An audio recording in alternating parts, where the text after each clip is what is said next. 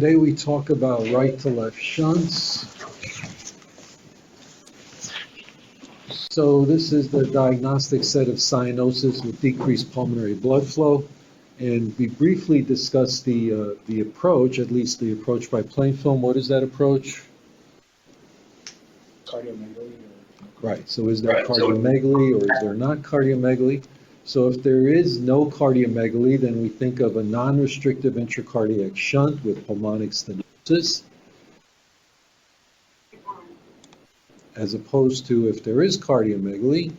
So if there is cardiomegaly, there's right to left shunt via an atrial defect due to obstruction of blood flow in the right heart, and usually the cardiomegaly is due to right-sided enlargement, especially near the right atrium. So for this category, the big lesion here is Tetralogy of Fallot would be the lesion in this category where you have right to left shunts without cardiomegaly. Where we do have cardiomegaly and we have a right to left shunt, so the typical lesion here we're going to think of Ebstein's, right? So that's the lesion we would think about there. But there is a differential diagnosis.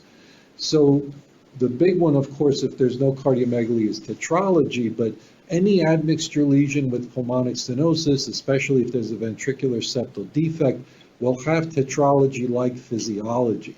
So all of these lesions that I've listed here will have tetralogy-like physiology where there will be a right to left shunt, and of course there will be cyanosis, not much in the way of cardiomegaly.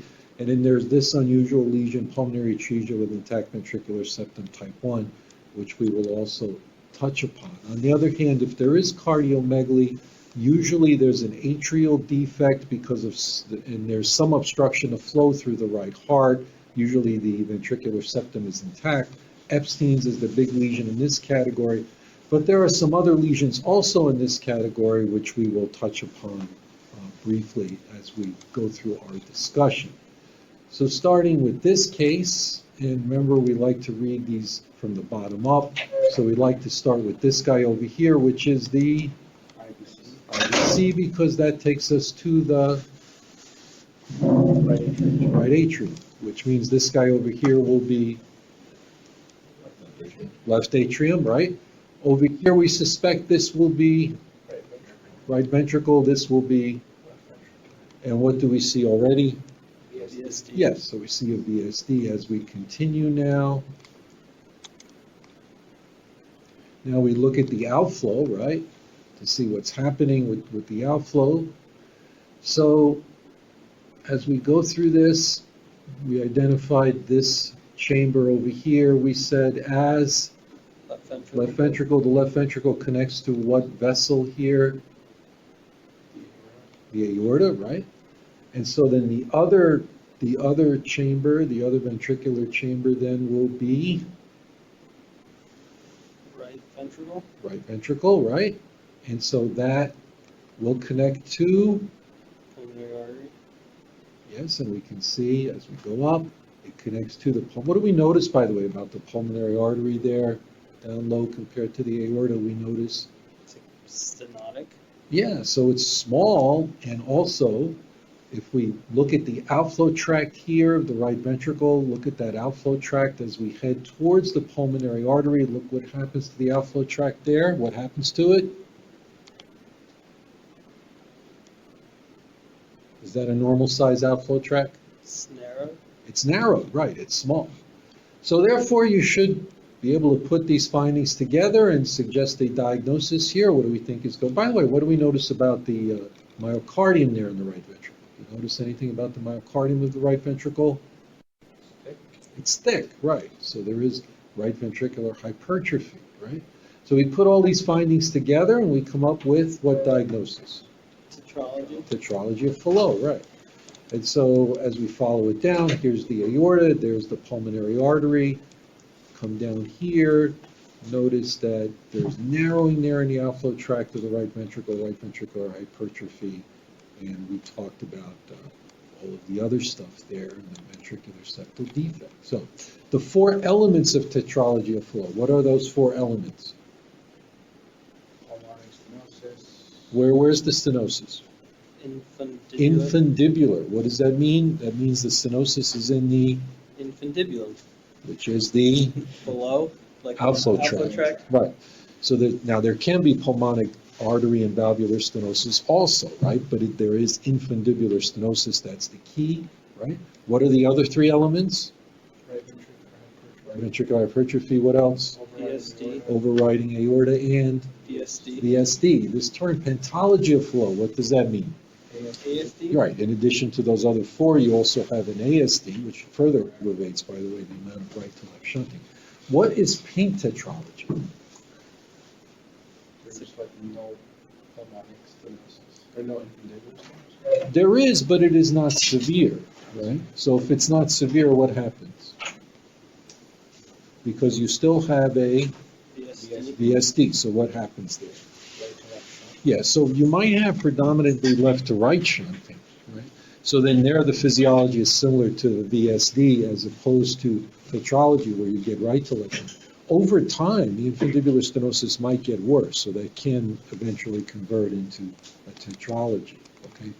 So, infundibular stenosis, ventricular septal defect, overriding aorta, what does that term overriding aorta mean? Yeah, so it overrides the VSD, meaning that it receives blood from both ventricles, okay? Right ventricular hypertrophy. We talked about pentalogy of flow is when we also have an ASD, in addition to the other features which can occur in about 10% of cases. Now, all of these things really originate from the same defect, and that defect is maldevelopment of the conal septum. So it's really just anterior displacement here of the conal septum embryologically. And what does that do?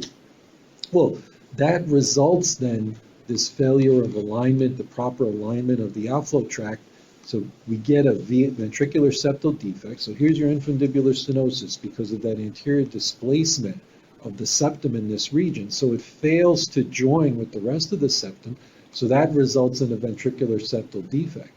Now, once you have these two things, right, because you have outflow obstruction from the right ventricle, you're going to have right to left shunting across the ventricular septal defect, okay?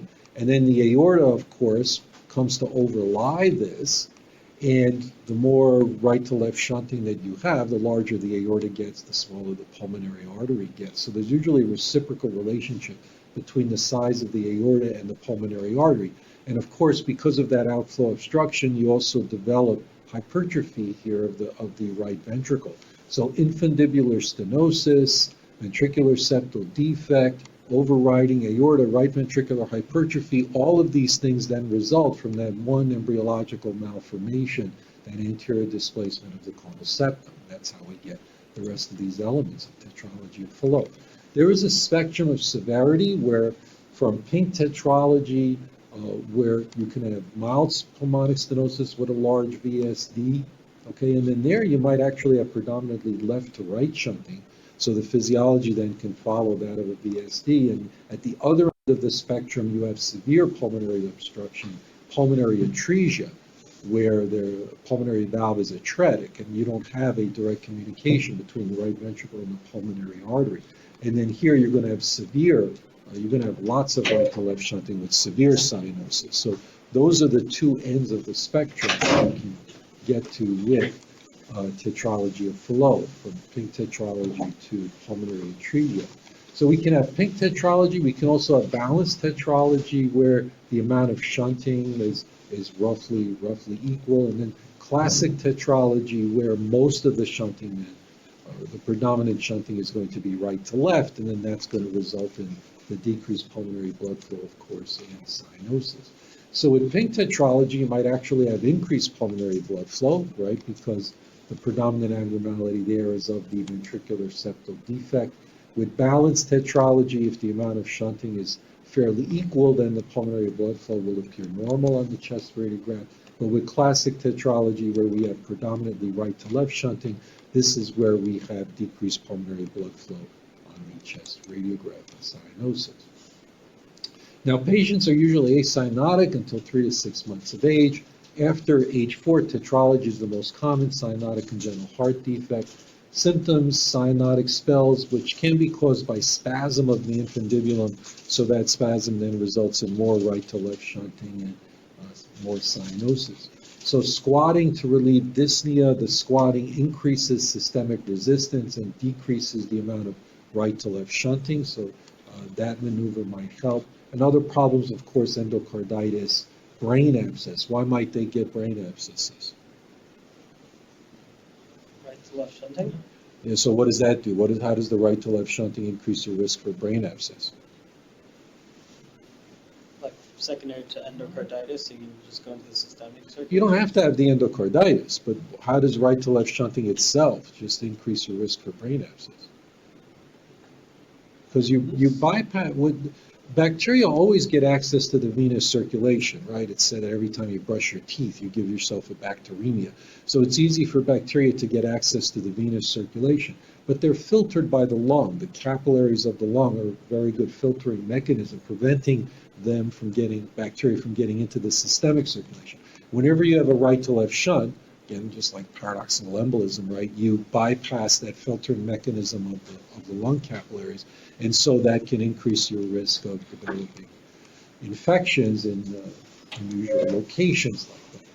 So pulmonic stenosis, remember, there's going to be infundibular stenosis, which will always be present with tetralogy of Fallot, so that's stenosis of the outflow tract, but these patients can also have valvular and supravalvular pulmonic stenosis, branch pulmonic stenosis, especially at the origins of the left pulmonary artery, can also occur in these patients. The overriding aorta, the aorta overrides a ventricular septal defect, meaning that it can receive blood from both ventricles, right? Because the right to left shunting, that blood then gets into the aorta, okay? Hypertrophy, right ventricular hypertrophy, because you have obstruction of the outflow from the right ventricle, you would get hypertrophy of the right ventricle and VSD there, so the blood then goes into the aorta from the right ventricle. Here's a nice example of infundibular stenosis there in the outflow tract, lots of right ventricular hypertrophy here. Here is your overriding aorta. And as we said, there's often a reciprocal relationship between the size of the aorta and the degree of pulmonary obstruction, because the more right to left shunting you get, the larger the aorta can get. So here's a nice example of all the elements, but this patient, the infundibular stenosis is not severe enough to cause full-blown tetralogy. This patient had pink tetralogy. Right? So we have infundibular stenosis, which you can see here along the outflow tract of the right ventricle. Here's your ventricular septal defect. Here's your overriding aorta. You see it can receive blood from both ventricles. And we have, of course, our right ventricular hypertrophy, because there is some degree of obstruction, the outflow from the right ventricle. Notice that the pulmonary artery receives blood from the right ventricle. The aorta also receives blood from the right ventricle. So what is the difference between this and double outlet right ventricle? In double outlet, the left ventricle is not providing anything? Well, what is the difference though? The percentage. What's that number? 50%. More than 50% of the vessel must be overriding or connected to the ventricle, right? And even though it is receiving blood here from the right ventricle, it's not more than 50% of this vessel getting blood or overriding that right ventricle or being connected to the right ventricle. So that's the difference between something like this and double outlet right ventricle. Right aortic arch is also strongly associated with tetralogy of Fallot. Usually they will have mirror image branching. And the incidence of right arch increases with the severity of pulmonic stenosis. 50% with pulmonary atresia or pseudotruncus arteriosus will have right-sided aortic arch with tetralogy of Fallot. The radiographic findings of tetralogy of Fallot, what are they? We always start with pulmonary vascularity. So the pulmonary vascularity will be decreased, which means the patient, of course, will be cyanotic. What else do we have then? You said? A boot-shaped heart. Boot-shaped heart, because of, right ventricular hypertrophy or enlargement will cause that boot-shaped heart. There's another bonus finding here also of tetralogy. Right aortic arch? Yeah, the right aortic arch. Remember, we talked about the right arch being associated with tetralogy of Fallot. Right. So decreased pulmonary vascularity, concavity in the region of the main pulmonary artery segments. The pulmonary arteries may appear small. The boot-shaped heart. Prominent ascending aorta. The aorta, remember, because of the right to left shunting, the aorta can be enlarged. And of course, you may also have a right aortic arch, at least up to 25%. Now, having said all that, the boot-shaped heart is classic, but it turns out most cases of tetralogy in clinical practice don't really demonstrate that classic boot-shaped heart. This is more representative of what you might actually see if you come across those cases out there actually in infancy. Okay. And here's our right aortic arch. You can see it there, and it's usually accompanied by mirror image branching of the right. Which is more rare than an aberrant subclavian, right? What is that? Mirror, in general, mirror image. Yes, yes. Okay. Because we tend to come across the right arches more in adults because of our practice, right? We don't see kids with congenital heart disease here. So if we see a right arch, usually it's an adult, in which case it's probably going to be not mirror image, but right arch with aberrant left subclavian artery. Okay. Some examples of tetralogy in adult patients. You can see the boot-shaped heart here, right aortic arch in this particular case, right? So decreased pulmonary blood flow, right arch, you want to think about tetralogy of Fallot if we see that. Another case, the classic chest radiograph appearance of tetralogy, decreased blood flow, boot-shaped heart, right aortic arch.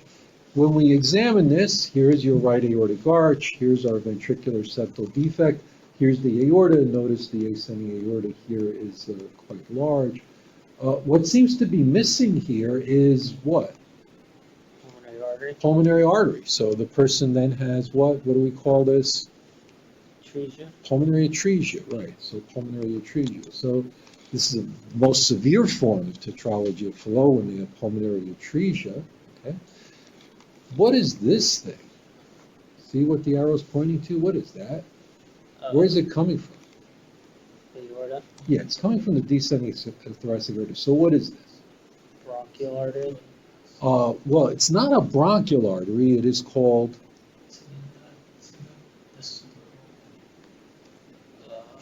Well, it doesn't tell me what this is, right? Yeah, this is a case of pseudotracheus arteriosus, right? But you're right. I mean, that's how it got its name. But what is this thing here? It's not a pulmonary artery. It's not a bronchial artery. It is. These are major aortopulmonary collateral arteries. Okay. So what happens when you have severe obstruction of pulmonary blood flow in all these cases of congenital heart disease is that these arteries may develop from the descending aorta going to the lungs to supply blood to the lungs. These are called major aortopulmonary collateral arteries. So this can occur with severe pulmonic stenosis or atresia, and there's kind of these small, funny-looking vessels here. Notice that we don't see good main pulmonary arteries in this chest radiograph. We see these funny-looking vessels here, which represent those vessels, those major aortopulmonary collateral vessels coming off the descending aorta to the lungs. Now there can be coronary anomalies also associated with tetralogy of Fallot. What coronary anomaly is illustrated here that is associated with tetralogy of Fallot, and what is the significance? So what coronary anomaly is illustrated? Apparent LAD. Yeah, so the aberrant LAD, what course is, it's, first of all, the origin is aberrant, right? It's coming off there, the right sinus, right? And the course it's taking, what is the course? What do we call this course? Pre-pulmonic. Pre-pulmonic course, right? So what is the significance of that? Why does that have clinical significance in these cases of tetralogy of Fallot? They might accidentally mess it up if they're doing surgery on them. Yeah, so for surgery, they might need to enter the right ventricle to relieve the infundibular obstruction, and then this lies right across the surgical route. Okay, so you don't want to, they would like to know about this before surgery to avoid accidentally damaging the vessel. All right? So aberrant LAD, which can occur in cases of tetralogy of Fallot, it tends to go right across the outflow tract of the right ventricle, so that anomalous LAD. All right, this patient has tetralogy of Fallot. I'm telling you that. Here's a chest radiograph. Why is that hard to believe if I told you that this patient has tetralogy of Fallot? Why is that hard to believe? huge pulmonary arteries? Yeah, the pulmonary arteries look enlarged, right? Remember, we said the pulmonary blood flow in these patients should be decreased. So what explanation might you offer for that? He has I can think of three. Eisenmenger? Do Tets get Eisenmengers? No. No. Left to right shunting? Which we call patients with tetralogy have predominantly left to right shunting. What do we call that? Pink Pink tet? tetralogy, right? So maybe, I don't know. What are some other possibilities? One possibility is, of course, the patient may have had surgery and been overcorrected, right? Converted a situation of decreased pulmonary blood flow to increased pulmonary blood flow. So that's also a possibility. But there is something else that also may be associated with tetralogy of flow that can give you big central pulmonary arteries, even though they will have decreased pulmonary blood flow and cyanosis. What is that other anomaly associated with tetralogy? It's an anomaly of the pulmonic valve. What is it? Absence. Absence of the pulmonic valve, which results in? Pulmonary hypertension. No. I'm just trying to connect the dots here. You're not connecting very well. So absence of the pulmonic valve results in what? Why is the pulmonic valve there? It's there to prevent Regurg. regurg, right? Severe pulmonic regurgitation. So that severe pulmonic regurgitation is from the absence of the pulmonic valve results in the blood going swishing back and forth in the pulmonary arteries. And so that can result in central enlarged pulmonary arteries, even though they have decreased pulmonary blood flow. So congenital absence of the pulmonic valve results in severe pulmonic regurgitation. And so you can see the main pulmonary artery down here is small, but these guys are big. So absence of that pulmonic valve, that severe pulmonic regurgitation results in dilatation here of the central pulmonary arteries. So that anomaly, that kind of curious finding, might also be associated with tetralogy of Fallot. Big pulmonary arteries here. The patient also has a right aortic arch, and you can see the central arteries are enlarged as a result of pulmonic regurgitation and absence of the Wait, what was the third thing? You said three things. One was the left. One was right? pink tetralogy, Yeah. two was overcorrection. Oh, right. Okay. All right, converting a right to left shunt to a left to right shunt. And we'll talk about surgery later on and how that might happen. And then, of course, absence of the pulmonic valve. All right, so this is a 28-year-old woman who was given a diagnosis of tetralogy of Fallot as a child. So let's examine this case here. And this guy over here is what chamber? Right atrium. Right atrium. This guy over here will be Left atrium. left atrium. What do we think this might be then? Right. We suspect that might be right ventricle, and we suspect this might be. Left. Okay, so let's continue. And we notice something here. What do we notice? Yes, so there's a good size VSD, right? So now we must examine. So here's left atrium, left ventricle, right atrium, right ventricle. Now we want to examine what? Outflow. The outflow, right. What happens to these ventricles? Where did they go? What the hell?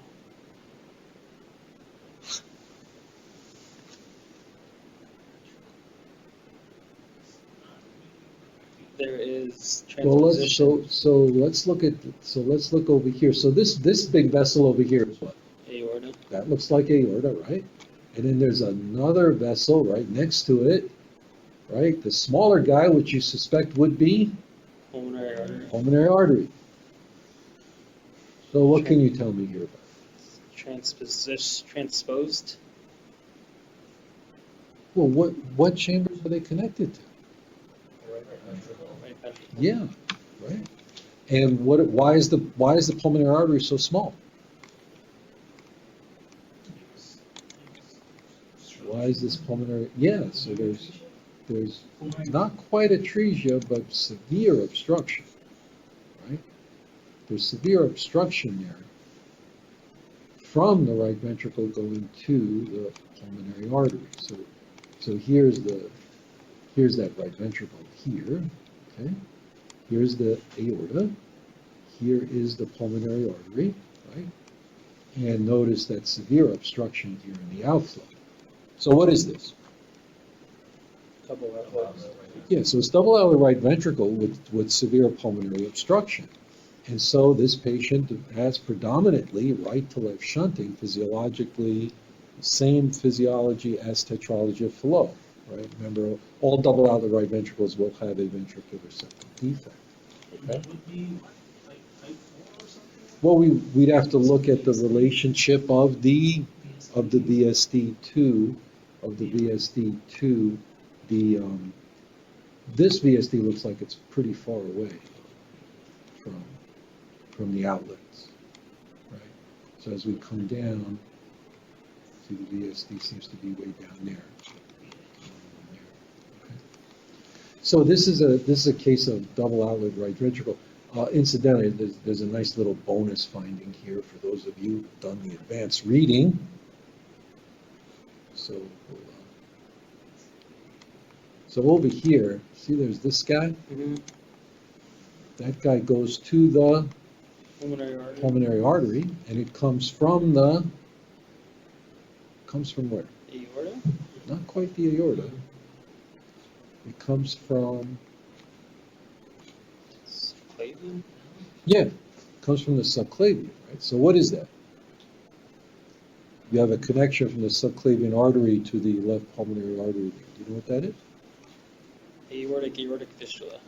Or arterial fistula. It's like the BT shunt. Oh, That is a BT shunt. BT shunt. That's a blood lactalsic shunt. Right? So that was done to try to ameliorate some of the issues that this person was having with pulmonary blood flow. Okay? So this was a case of double outlet right ventricle with pulmonic stenosis. Same physiology as Tetralogy of Fallot. So she was mistakenly given a diagnosis of Tetralogy of Fallot as a child. So admixture lesions with pulmonic stenosis, especially if you have a ventricular septal defect, will have the same physiology as Tetralogy of Fallot, with predominantly right to left shunting across the ventricular septal defect because of the obstruction to the outflow from the right ventricle.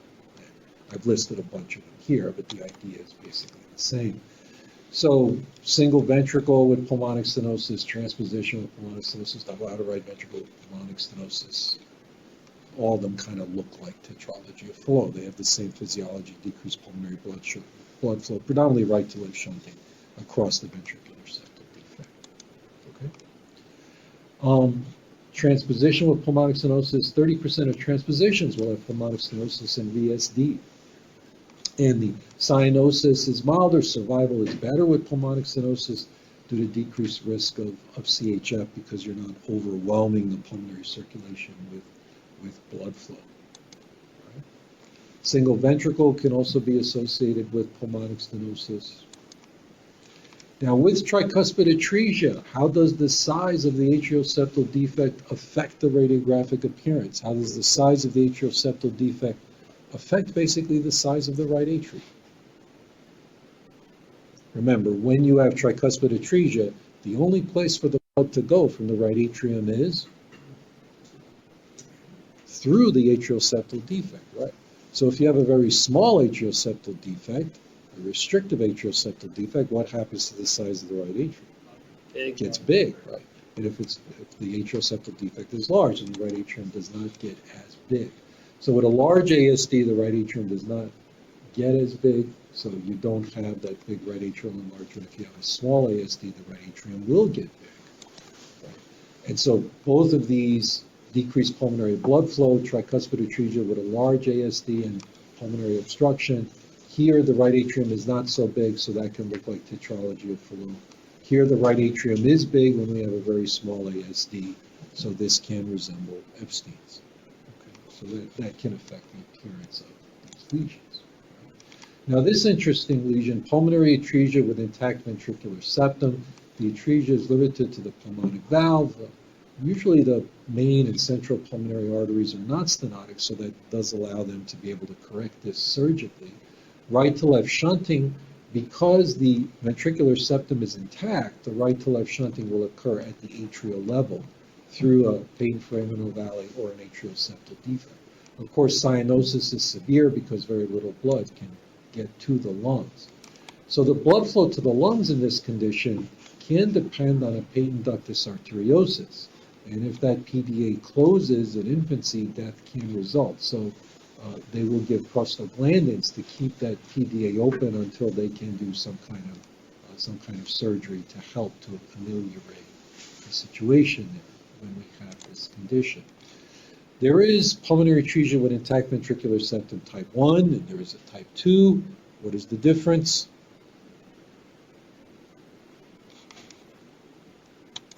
Okay, type 1 is associated with a small right ventricle because the tricuspid valve is competent, so the right ventricle does not get very big. So that radiographically can resemble tetralogy of Fallot. Type 2, the right ventricle is big because the tricuspid valve is incompetent, so you get lots of tricuspid regurgitation, the blood flow going back and forth here results in enlargement of the right ventricle, and so that can give you that right-sided chamber enlargement and resemble Ebstein's. Right? So type 1, decreased pulmonary blood flow, heart's not so big, that can resemble tetralogy of Fallot. Type 2, the right atrium gets big here, right-sided chambers enlarged because of the tricuspid regurgitation, and so with the cardiomegaly, that can resemble Ebstein's in this category. Right? Here we're injecting the right ventricle, blood goes back into the right atrium here and then across into the left atrium because there's no place for the blood to go here, right? There's pulmonary atresia, so it can't really get out, and there's no VSD, so it can only go backwards here because of the tricuspid regurg. One other thing that can happen in this condition, because there's a limited outflow from the right ventricle, is that sometimes that right ventricular blood can get into these sinusoids within the myocardium, these dilated small little vessels within the myocardium. So those are myocardial sinusoids that can drain retrograde into the coronary artery. And so this can be a cause of sudden death because, remember, the right ventricle, you have desaturated blood then getting into the coronary arteries there. So that's a curious phenomenon that can also occur with this condition. All right, so moving on to our next case. All right. So this chamber over here is Right atrium, right atrium. This chamber on the other side, left atrium. This guy over here, left ventricle. This guy over here, right ventricle. right ventricle. Yes. So now, if we look over here, we notice that, so this guy right there would be what? Separating the left atrium from the left ventricle, we have the mitral valve, and on the other side, we would have the tricuspid valve on the other side. So what can you tell me about this case? Really deepened tricuspid valve into the ventricle. Yeah, so the tricuspid valve here seems to be displaced towards the apex of the ventricle. So notice that the actual functioning part of this ventricle has gotten smaller, right? Because this, you would think that should be part of the right ventricle, but the tricuspid valve is over here, right? And then here's the right atrium, looks pretty large in this patient. Right? So what condition is this then? Ebstein's. So this is Ebstein's, right? So with Ebstein's, we have this malformation of the tricuspid valve, this maldevelopment of the tricuspid valve, where it's displaced towards the apex of the ventricle, okay? And so partially that's because the leaflets remain kind of attached to the right ventricular wall there. So that can result in incompetence of the tricuspid valve. It also results in a relative obstruction of blood flow through the right side of the heart. And because of that displacement of the tricuspid valve, a portion of the right ventricle that should be functional becomes atrialized, functions more like the atrium than the right ventricle. And so because of this relative obstruction of blood flow through the right heart, you can develop right to left shunting either across an ASD or a pain foramen-ovale, and that can result in cyanosis in these cases because of that right to left shunting. So cyanosis, decreased pulmonary blood flow, right atrial enlargement. Now there is a broad spectrum of severity. So with the larger atrialized portions there of the right ventricle, there's more physiological derangement, and so that can be more severe.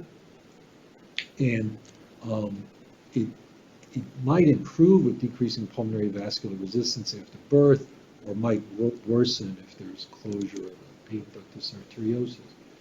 So this is the most common, because of the wide spectrum of severity, this is the most common of the right to left shunts that might present in the adult. So you might actually come across cases of Ebstein's in adults. Can cause cyanosis because of right to left shunting across that atrial septum, can also be associated with arrhythmias from right bundle branch block in these cases. In the most severe cases, you can have this marked enlargement here of the right atrium. So decreased pulmonary blood flow with the big heart and enlargement of the right atrium. There's a term that is used for this appearance. What is the term? A couple terms, actually. When you have a big heart like this with decreased pulmonary Pandora's blood box, flow. something like that. Box-shaped Box-shaped heart, heart. right, is one. And the other is wall-to-wall heart, because the right atrium enlarges or is so big that it goes all the way from one side to the heart goes to the other side. So wall-to-wall heart or box-shaped heart are the terms used for the plain film appearance. Of course, there's decreased pulmonary blood flow for Ebstein's. Okay. So decreased blood flow, big cardiomegaly or marked cardiomegaly, especially with that right atrial enlargement. So box-shaped heart or wall-to-wall heart are the terms. All right.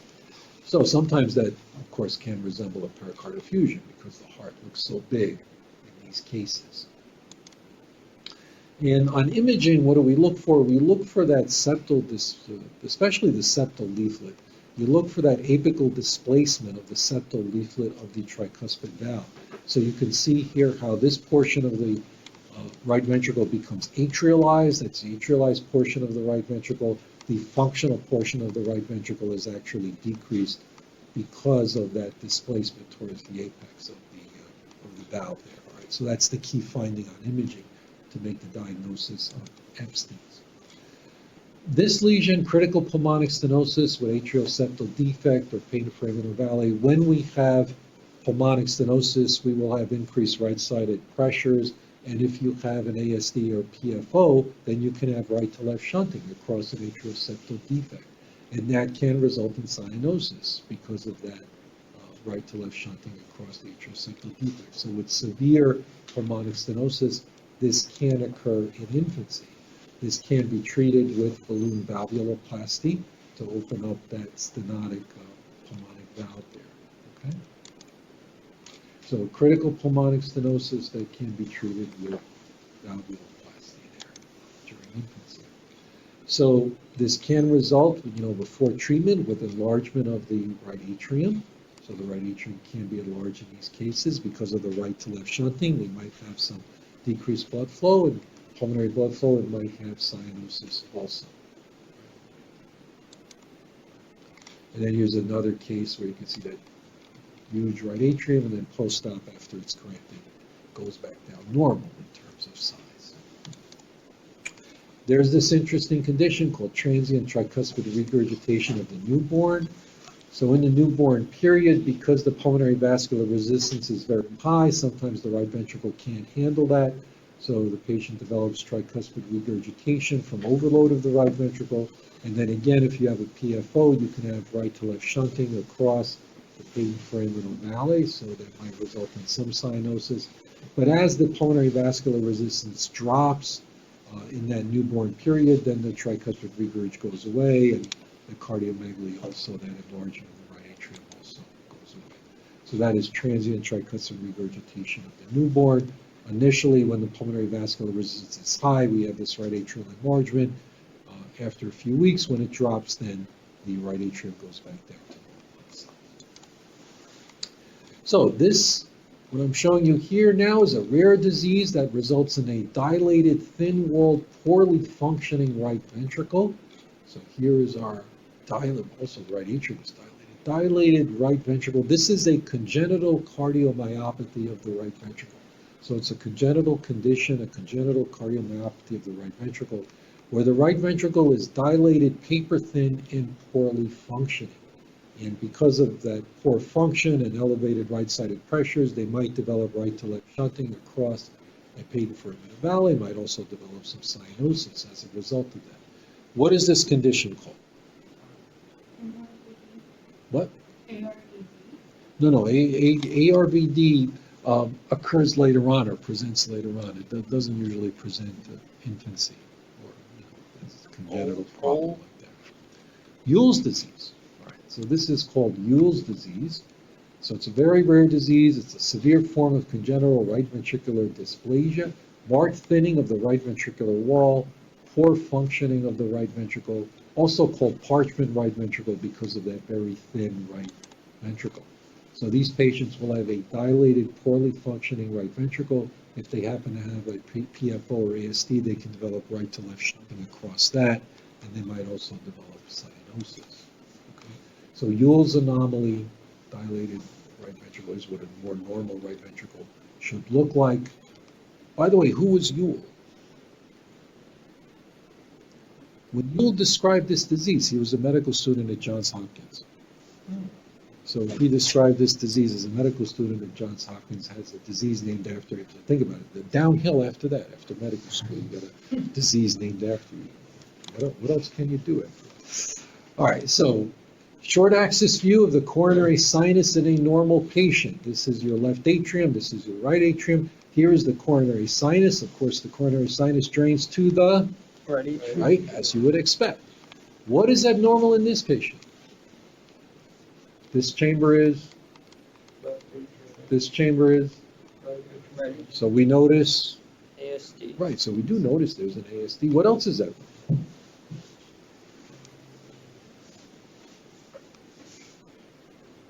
There's like two jets going into the coronary sinus, or is that just mixed? Well, you're not going to, this is a CT, so you're not going to use CT to look for jets, like we do with MR. But remember, we said this guy was, Coronary sinus. what is this guy? Coronary sinus. What about it? It's big. It's draining into that. Yeah, why is it draining into the other? What do we call this? Unroofed. This is an unroofed coronary sinus, right? So unroofed coronary sinus here can drain into the left atrium. Now, this can be associated with another anomaly that actually increases the amount of blood draining into the left atrium. What is that other anomaly? Left SVC. Persistent left SVC, right. So if you have a persistent left SVC, remember the left SVC drains to the coronary sinus, right? And if you have an unroofed coronary sinus, then that blood can be draining into the left atrium, which can also give you a right to left shunt, right? So that blood draining into the left atrium can give you a right to left shunt. So that is unroofed coronary sinus, another way with a persistent left SVC of developing right to left shunting. Persistent left SVC comes down to the coronary sinus. If it is unroofed, then that blood winds up draining into the left atrium, a right to left shunt. Okay? All right, so pulmonary blood flow we think is Normal, decreased. normal or decreased. We think that, so the patient is cyanotic in this case. And when we look at our imaging, we notice the patient has VSD. a VSD. So right ventricle is Big.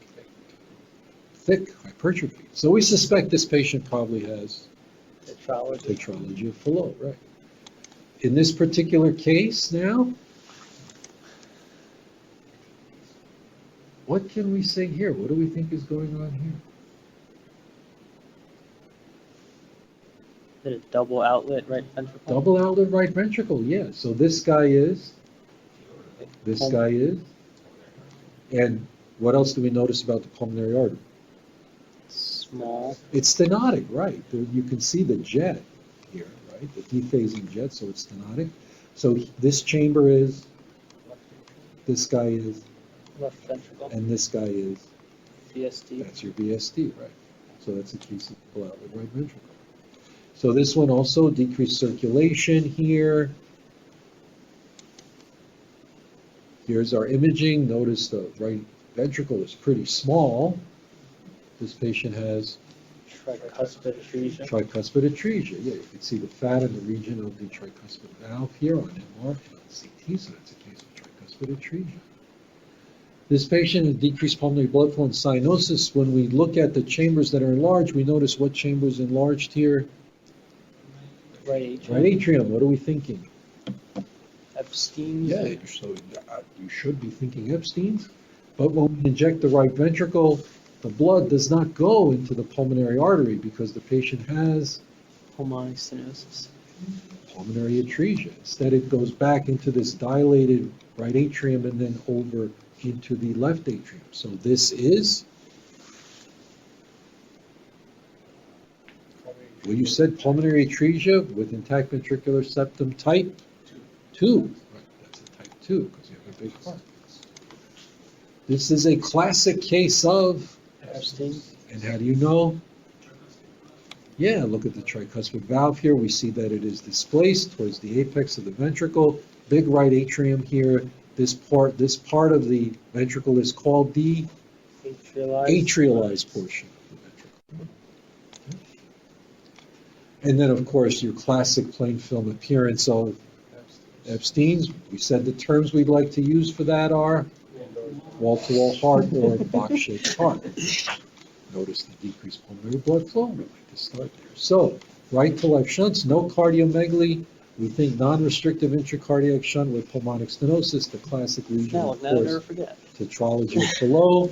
If there is cardiomegaly, especially with that right atrial enlargement, decreased pulmonary blood flow, cardiomegaly, right atrial enlargement, then we suspect there's right to left shunting through an atrial defect. So atrial septal defect, so the classic lesion here is going to be Ebstein's. We've covered the differential, though, of other things that can resemble tetralogy, any admixture lesion, pulmonic stenosis, especially if you have a VSD, and of course pulmonary atresia with intact septum type 1. If we have cardiomegaly, Ebstein's is the big lesion there, but we covered some other things that may look similar, right?